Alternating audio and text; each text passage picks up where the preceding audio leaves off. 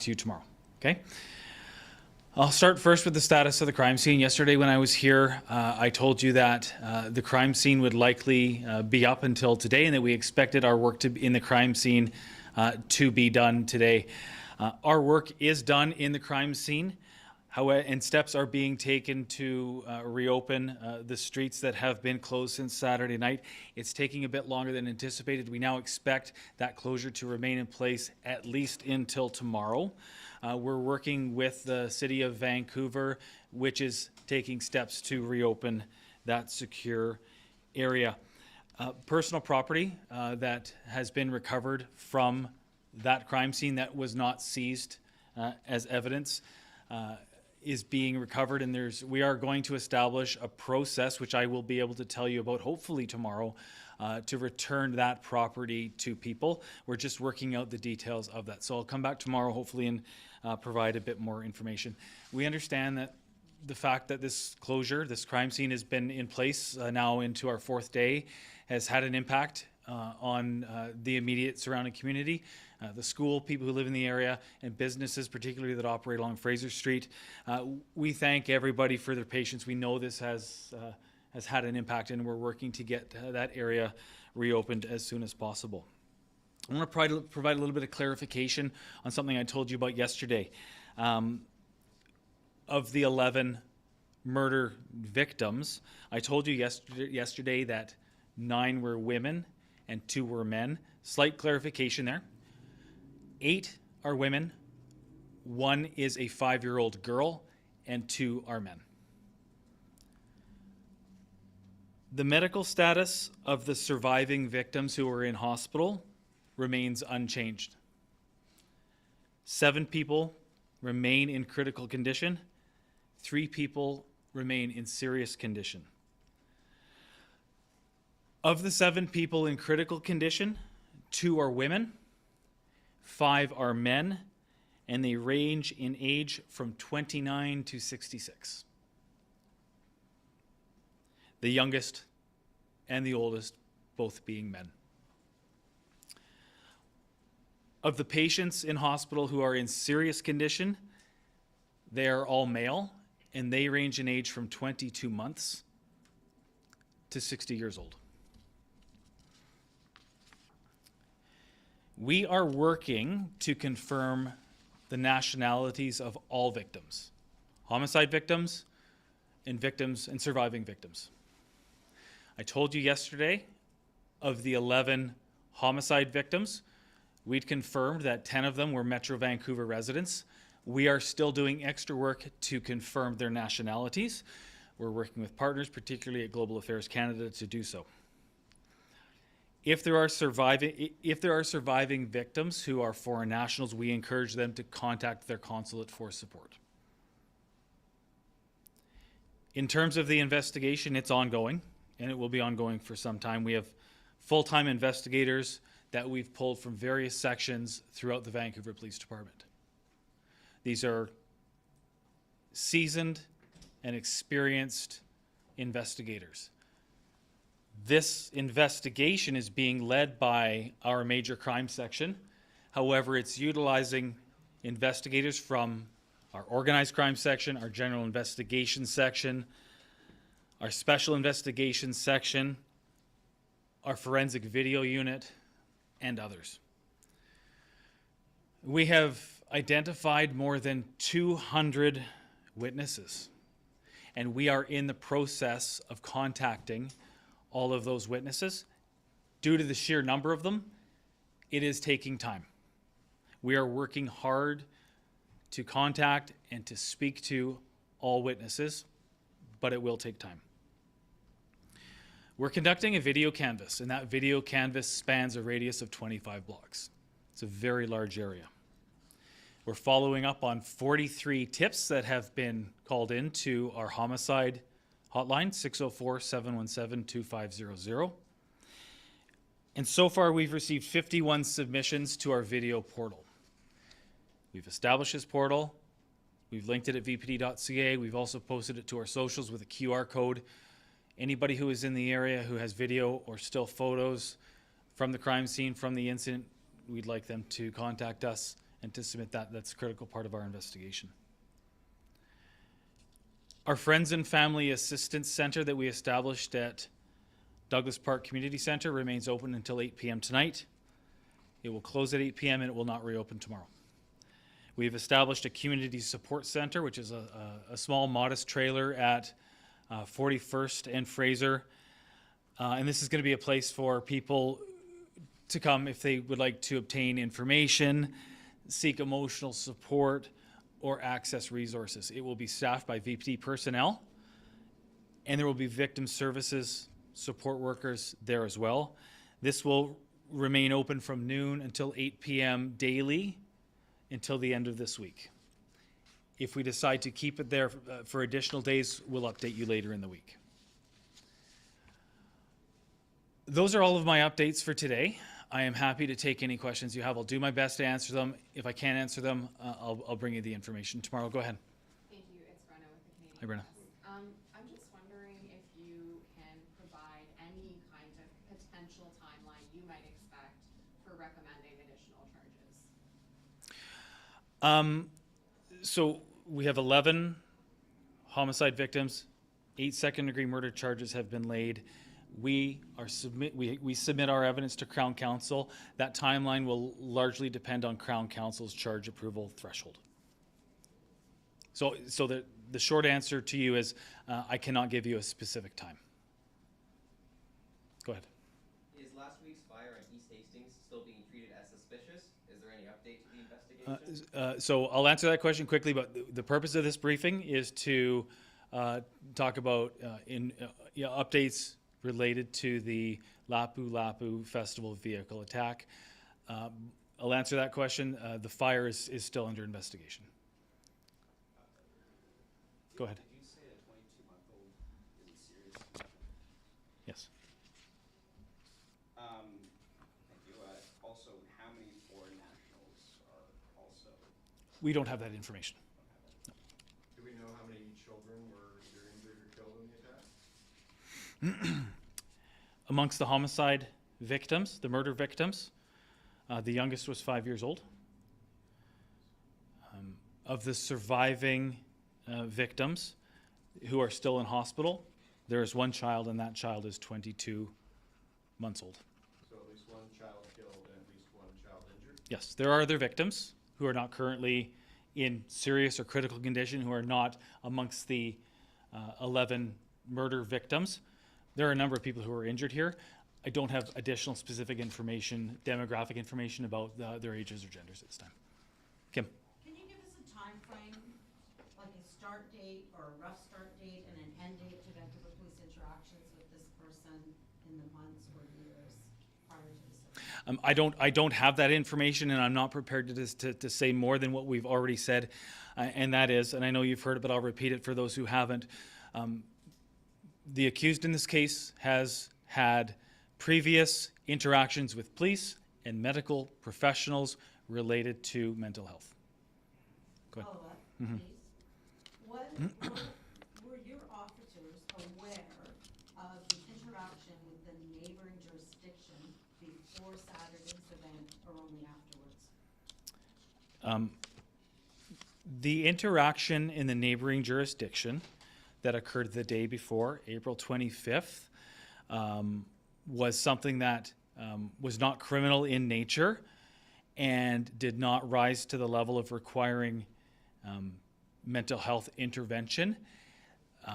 Generally speaking, I can tell you that whether it's in Vancouver or a neighboring jurisdiction, when a police officer attends a call for service, a report is written about that call for service. It goes into a database, the PRIME database, that all police officers would have access to. So there is documentation of that. However, I'm not aware of any specific information that was directly passed on to the Vancouver Police Department or any other police department related to that interaction. And I can tell you what I do know about that interaction. In my experience, it's not something that would warrant proactive outreach.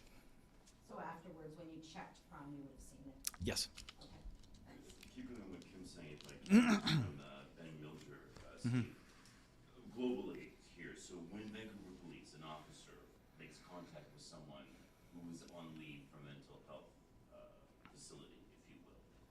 Is it protocol that they then contact the team that usually looks after them or checks in with the mental health facility? It's entirely circumstantial. Without having more specific information, I'd hate to speak in such generalities. It would be irresponsible to do so. And this is a bit of repetition here from what Kim was asking you earlier, but this is again from Ben. Did VPD have any recent communications between Coastal Health and? I don't know.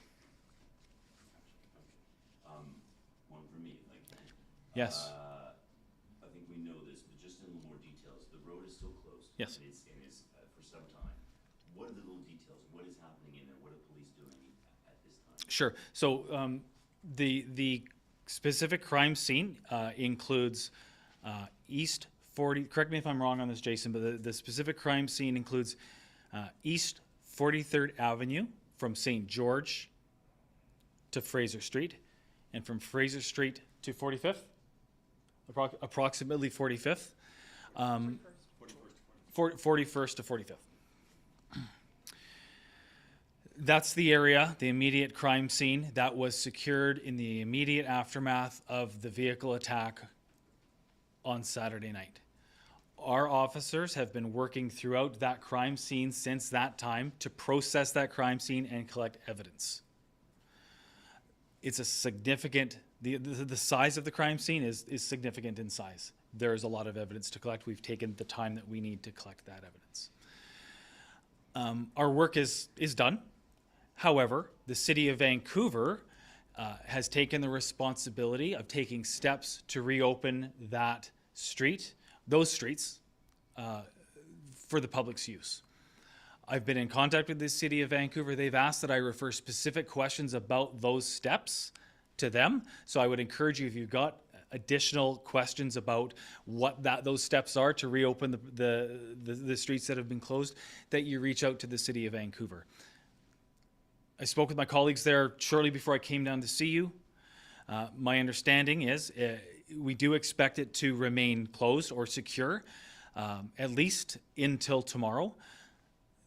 We've worked with the City of Vancouver to collect personal property that remains there, and as I said before, we'll work on a process whereby people can contact us to retrieve that property. We're just not quite there yet. We want to make sure when we give out information, it's the correct information. So I'll have more on that for you tomorrow. Does that answer your question?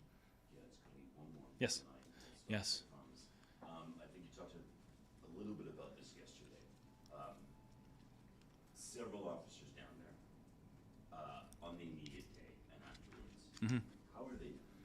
Well, like everybody else in the community who's had to experience this, many of us are dealing with it in different ways, but we're all struggling to a certain degree in our own ways, but we have lots of support here. So critical incident stress debriefs, we call them diffusings, peer support, and other services that our organization provides to us. I certainly don't want to make this about us. This is about the community. This is about victims and families and healing for the community, and we're absolutely part of that community.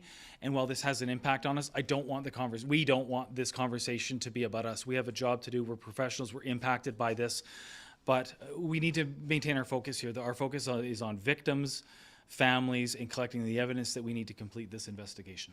Go ahead. Thank you. Yeah, just a quick follow-up to the kind of charge recommendation and assessment. Yep. Are you waiting to hear back from the prosecution service on some of what you've already forwarded, or are you still in the process of just forwarding evidence? During an I'm going to speak in general terms because I don't have a specific answer for this, but during an investigation like this, generally what will happen is we'll submit the evidence that we have in the first instance, and that evidence resulted in the laying of those 8 second-degree murder charges.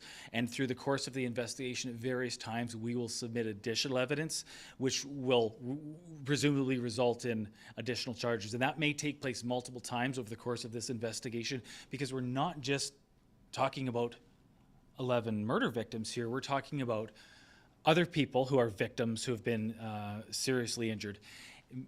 Many of them we may not even know about yet. As I said yesterday, there may be people who left the area who have not come forward for personal reasons, and should they choose to come forward, we'll then begin a process to investigate and speak to them. So The answer to that is we will continuously provide updates to Crown Council. We'll allow them to go through their charge assessment process, which is independent of us, and I certainly don't want to speak for Crown or their timeline, but we'll just continue to do our work. Okay, go ahead.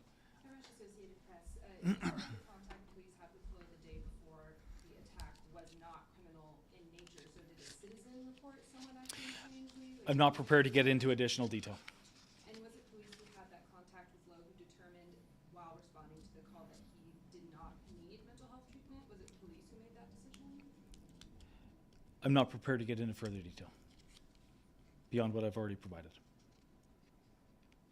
Hi, Chris from CBC News. Can you give Hi. us a sense of what needs to be collected in the area and how long that process will take and whether there's concerns from people who feel too traumatized to come back to the scene? So to clarify, I think the question was, give us you a sense of what needs to be collected in the area and if there's concerns for people who are maybe too traumatized to come back to the scene.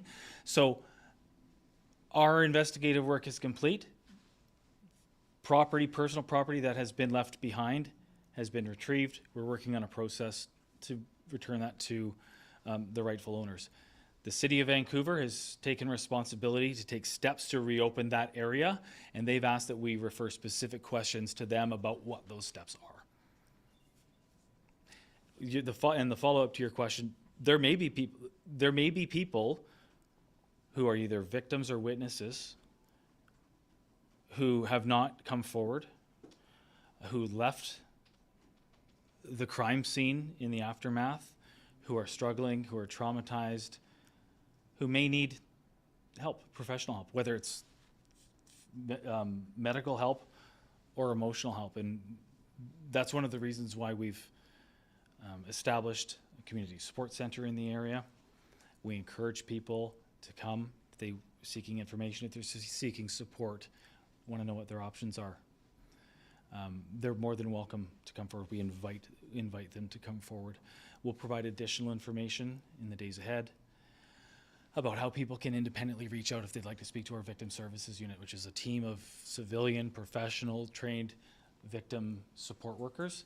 And we'll provide some additional information about that in the days ahead for anybody in the community who continues to struggle. Steve, do you have a better idea at this point of the total number of people injured? I'm not going to give a specific number. But it's dozens. Between people who are injured and people who have been killed, there are dozens of victims. And is the number of killed still 11? Yes. Is there any indication about people in? I'm not prepared to. We're not going to speculate. There are 11 people have died. Okay. There are additional people in hospital. 7 are in critical condition. 3 are serious. This question was asked earlier, but I just want to clarify. So was Vancouver Coastal Health contacted during or after the encounter police had with Flo the day before the attack? I'm not prepared to provide additional information about the April 25th interaction or contact that this individual had with police beyond what I've already told you. And you can ask me as many times as you want, the answer's not going to change. There was contact with the police in a neighboring jurisdiction on April 25th, the day before this incident. That contact was not criminal in nature, and it did not rise to the level where mental health intervention was required. The contact was in person? You can ask me as many different times as you want. My answer is not going to change. Thank you. Any additional questions? Okay, I'm going to go to the phones. Do we have people on the phones? Press *1 to get in the queue. Go ahead, state your name and your agency, please.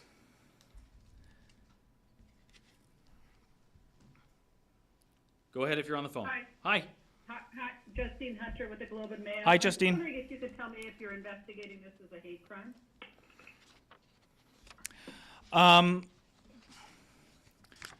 This appears, all indications are this was a completely indiscriminate act of violence. We are not investigating this at this point as a hate crime.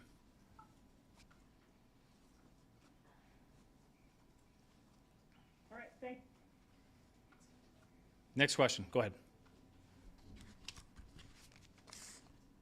Go ahead with your question. Mike, just in Vancouver. Go ahead. This morning, the Premier announced that he wants to establish an independent commission to set up guidelines for communities across the province to ensure that if they want to hold public events this summer, that they will be safe and run smoothly. And I'm wondering if the Premier's office has contacted the VPD and whether the VPD will be involved in any way in that commission. Well, first of all, Mike, I'll tell you that we welcome any additional support that the province of British Columbia is prepared and willing to provide. Mayor Sim has already announced that the City of Vancouver will be undergoing an internal review. We have said very clearly that while we believe that the planning for this particular event was sound and that everything was done appropriately, that we're certainly open to reviews and to considering what changes may need to be made in the future. So we welcome any review the province will do, and we welcome any additional support. We're confident that we already implement best practices for hosting events, big and small. We've hosted the Olympics. We're hosting FIFA next year. We hosted 3 nights of Taylor Swift last year. We host Celebration of Lights every year down at the waterfront that brings hundreds of thousands of people out.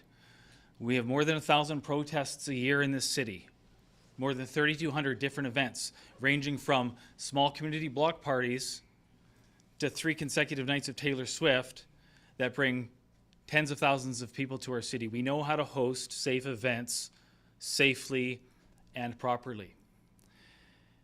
Our planning for these events, it's done by senior planners in our emergency operations section, overseen by our most senior executive. We have sent our own people, our own officers around the world to learn from other countries, including sending officers to the last FIFA World Cup to learn in first person from their experiences and bring that knowledge back so that when we host FIFA next year, we're implementing best practices. We have recruited experienced officers from other countries, from the UK, who have brought with them vast experience in dealing with public order or crowd control situations, and we've implemented their experience in our processes. We've learned a lot from our previous experiences, both good and bad, namely the 2011 Stanley Cup riot, where we conducted an extensive review to what went wrong, what changes were made, and implemented changes. We have a trained and experienced dedicated team called a public safety unit, which is experienced in crowd control tactics. They're actually training right now over at our kiosk lot where we keep our vehicles across the street. We have our PSU bicycles that are training right now.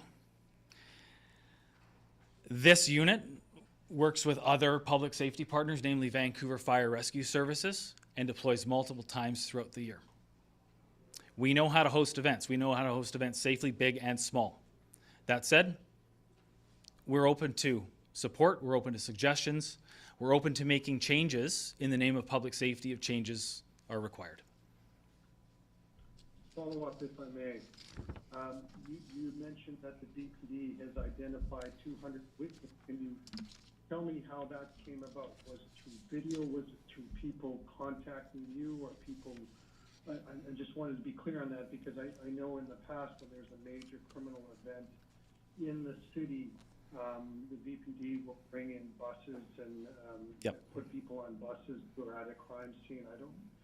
Tell me if that happened here and maybe just flesh out how you've identified 200 witnesses and why it's taking time to interview them.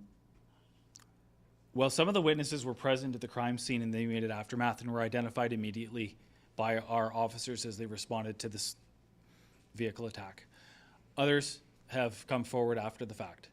We will continue the process to seek out and interview people who have information, witnesses, that will help us complete this investigation. There's 200 witnesses.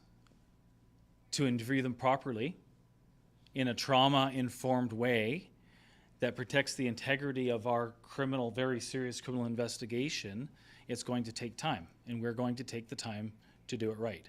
A witness who comes forward is coming forward on their own initiative and needs to participate in an investigation on their own volition, and we need to treat them with respect in a trauma-informed and victim-centered way. So while it is a priority to collect every piece of evidence and every piece of perishable evidence we can to complete this investigation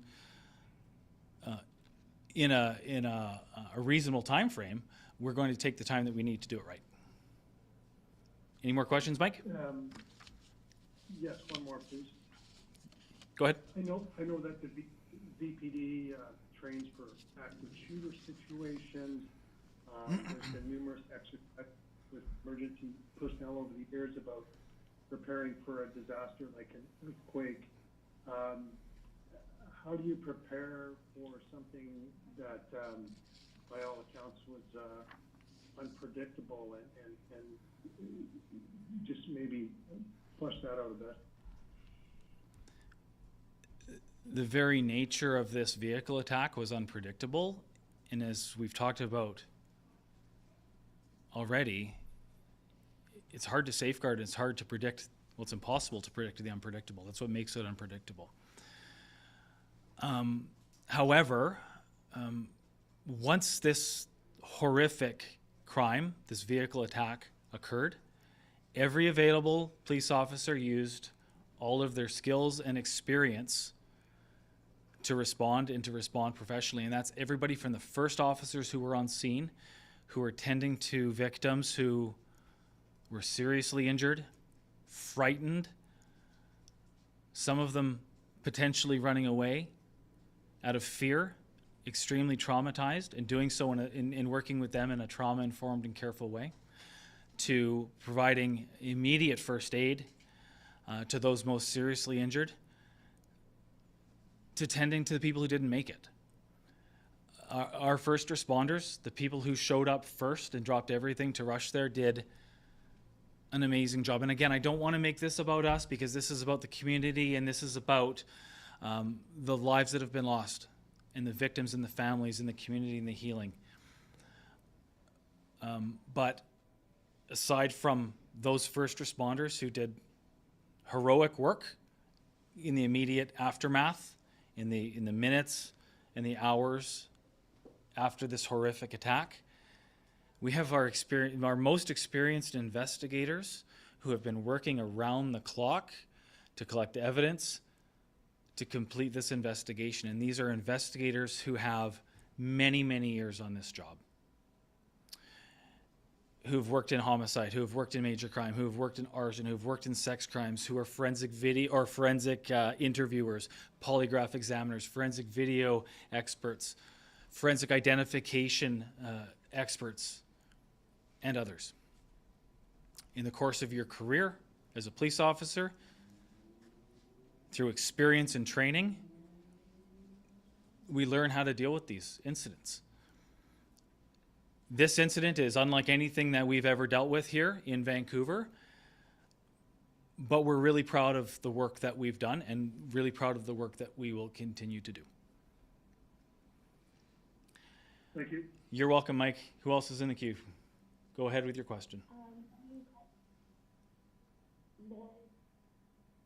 Sorry, I'm going to have to get you to speak up. I can't hear you. Lauren Collins, Black Hawk Media. Hi, Lori. Can you hear me? Yep. Hi. Or Lauren. Sorry, go ahead, Lauren. Regarding the additional charges, would they be different to the second-degree murder charges, or would it be additional second-degree murder charges? The question is, would any additional charges be the same or different? I don't have that answer. We will leave that in the hands of Crown Counsel to do their independent charge assessment. Okay. And then just one more. So speaking to the delay with the additional charges, is it a backlog from prosecution service, or is it still the VPD still investigating and still recommending? I don't have an answer to that. I'm sorry. You may wish to reach out to the BC Prosecution Service for information.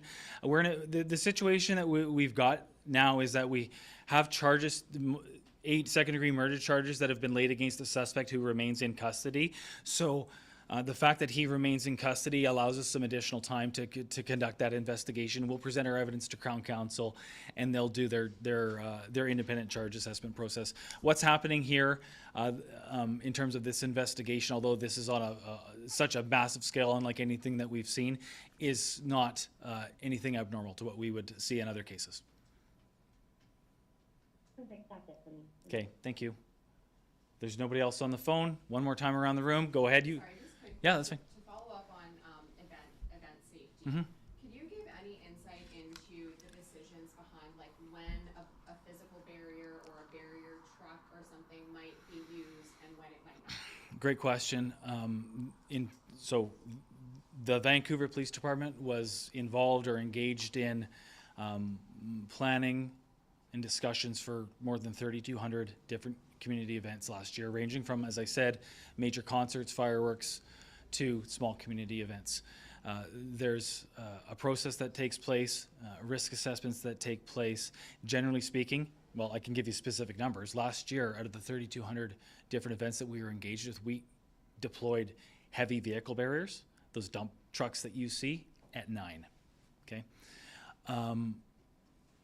We do an assessment through our emergency planning section with senior planners. It's overseen by very experienced police officers to conduct assessments. We work with community groups, we work with the city as well to determine the most appropriate measures to put in place. So if you were out here for the Sun Run on Sunday, the Vancouver Sun Run 10K, 10-kilometer course throughout the city, the biggest organized run in Canada, you would have seen a mix of safety measures, everything from heavy vehicle barriers to intersections where you had police officers and vehicles with lights on to other smaller intersections where you may have just had a wooden barrier. And you'd see the same at any large event, whether it's the fireworks where you come down to the West End and you see the heavy vehicle barriers. Taylor Swift concert outside BC Place, we had heavy vehicle barriers. Generally speaking, when we talk about heavy vehicle barriers, like those big dump trucks, they're put in places where there are large crowds gathering, and no secret, we put them there to prevent vehicles from entering areas where there are large crowds. And this has been the result of horrible tragedies that have occurred in other cities around the world where people in vehicles have rammed through crowds and killed people. So the decision that's made on where to place heavy vehicle barriers is contingent on the nature of the event, the risk assessment of the event, and where crowds will be. And just triple checking again, the count, and I know you. Yep, no, it's fine. Just be right. You said 11, but by our own count and with all the GoFundMe online, I think we were maybe possibly getting 12. You're firm on that number, and do you expect it to change at all today? The number of people killed is 11. That is the number of people that we have been given. We are sorry, let me clarify that. The number of people who have died, who have been killed, the murder victims, is 11. The numbers that I provide you related to those who are in critical condition and serious condition is updated information that we're receiving from our health partners. The information that we've provided is the best and most accurate information that we have, the most up-to-date information that was provided to me just before I came down here today. And if that changes, we will let you know. How many victims are police still working to identify? There are people who may have sought medical help on their own who we don't know about, and if there are people, we want to hear from them. Of the victims that we know about, we've identified all of them. So nobody seriously hurt or killed hasn't been identified yet? No, nothing more. The BC Ministry of Health said in a statement earlier today that 16 patients remain in hospital. Can you just clarify the injured numbers, because you said 10 remain? No, I didn't. No, I've told you that there are 7 in critical condition and 3 in serious condition. There may be additional victims who are in hospital beyond that. Okay, I'm going to end it there. I'll be back tomorrow, or one of us will be back tomorrow to provide further information. Thanks, everybody, very much. Okay, have a great day.